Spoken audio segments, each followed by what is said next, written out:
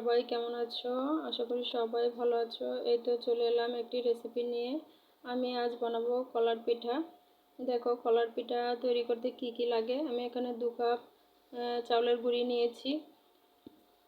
এখন আমি দিয়ে দিলাম পরিমাণ মতো একটু লবণ, আর দিয়ে দিব নারকেল কোরানো। এখানে একটা নারকেল কোরানো আমি দিয়ে দিলাম, আর দিয়ে দিব 2টো কলা। যেহেতু আমি এটা কলার পিঠা তৈরি করছি তাই 2টো কলা দিয়ে দিলাম।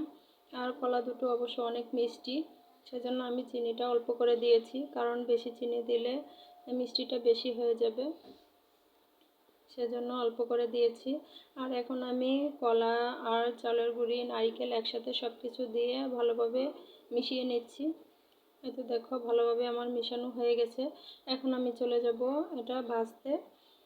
দেখো আমি একটা লোহার কড়াই বসিয়েছি, চুলায় দিয়ে দিলাম। কড়াইটা যখন গরম হয়ে গেছে তখন আমি দিয়ে দিলাম তেল। তেলটা যখন গরম হয়ে যাবে তখন আমি দিয়ে দিব এক এক করে পিঠাগুলো। এক এক করে সবগুলো আমি এভাবে দিয়ে দেব। অবশ্য তেলটা যখন গরম হবে তখন কিন্তু দিতে হবে, কারণ আগে থেকে দিলে পিঠাগুলি লেগে যাবে। এই তো দেখো আমি 4-5টা বড়ি সুন্দরভাবে দিয়ে দিচ্ছি। এখন আমি উল্টে পাল্টে দেব। যারা কলা দিয়ে কখনো পিঠা বানিয়ে খাওনি অবশ্যই খেয়ে দেখবে, খেতে কিন্তু দারুণ হয়। আর আমি অনেক দিন ধরে ভিডিও দেই না, কারণ আমি একটু গ্রামের বাড়ি গিয়েছিলাম, সেজন্য ভিডিও ছাড়তে পারি নাই।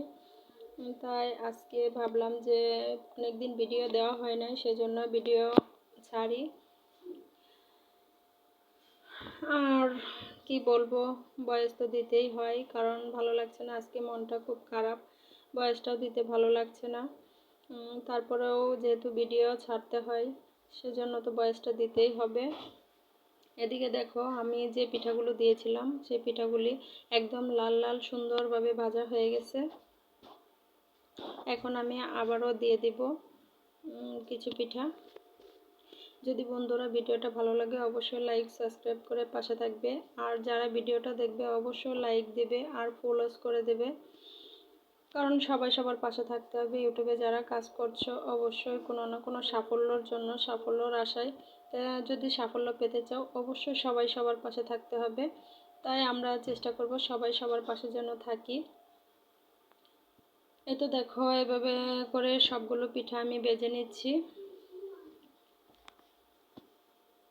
দেখতেই পাচ্ছ পিঠাগুলো আমার খুব সুন্দরভাবে ভাজা হয়ে গেছে। এই তো দেখো এখন আমি তোমাদেরকে পিঠাগুলো ভেঙে দেখাচ্ছি, ভিতরেও কত সুন্দর হয়েছে। দেখো একদম নরম তুলতুলে হয়েছে পিঠাগুলি, খেতে কিন্তু দারুণ হয়েছে। আজকের মতো এই পর্যন্ত।